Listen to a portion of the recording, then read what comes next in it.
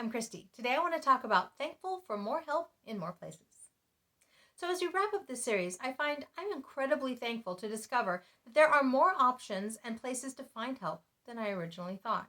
And, at least in my area, it seems that more options are popping up with some consistency. As I look back over the series, I realize that each individual post has encouraged me along my journey, and I'm hoping you can say the same thing. As I talk about these, I've got links to each individual post listed in the blog. You can find that at www.havenofhopeforme.com.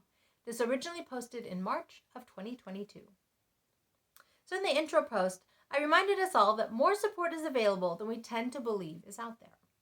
Now, while that sounds like a simple statement, I think it's sometimes hard to remember when we're knee-deep in an issue that seems unsolvable. And sometimes, just knowing that we're not alone is the encouragement that we need to keep going. The next post was about how it takes a village to raise a child, and it takes an even bigger village to raise a child with special needs. I'm beginning to believe that it takes a large village to support an adult with special needs. But I'm also discovering that large village is around me if I'm willing to dig around and search it out. And I always have the option of creating a solution for AJ and others like him if I feel strongly enough about an issue or a lack of service in my area. The next 2 weeks talked about figuring out what supports your loved one will need to thrive as independently as possible, how to figure out what they're officially called, and then finding the organizations to fill those needed supports. I also reminded us that you've already got a pretty good idea of what they need. I talked about how to organize the information so that you can compare apples to apples as you decide on the best sources of support for your loved one. And finally, last week, I talked about living communities.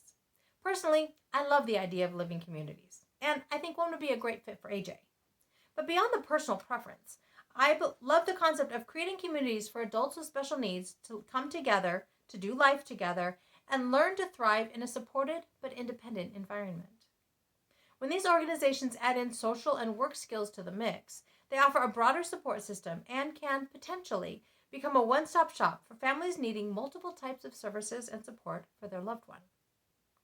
I also appreciate that at least some, and I'm hoping most, but I haven't researched it enough to know for sure, of these places are in communities that learn to embrace individuals with special needs. As our loved ones become better understood, accepted, and embraced as individuals, the world becomes a better place, one that is richly blessed for embracing more of its members. So what am I hoping to remember from this series? Here's a few key points, at least for me. First, more support is available than we tend to believe is out there. I know, I keep bringing this up, but I think the reminder and encouragement this statement brings is priceless, and it's too easy to forget.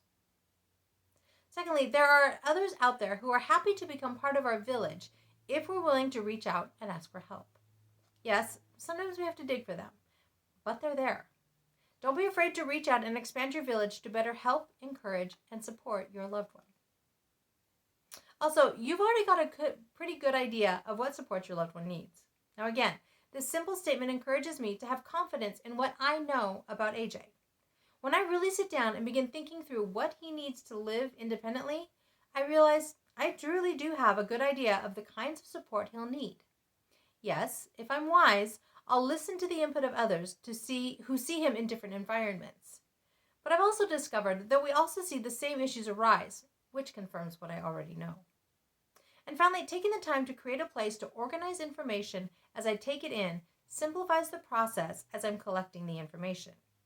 And it makes it easier to compare and process lots of information. In the end, it saves time. So I hope that this series encourages you to continue your journey of finding support and services for your loved one. And I hope that you're able to successfully and relatively quickly find all that you need. My question for you this week is this: have you found the services your loved one requires to live independently?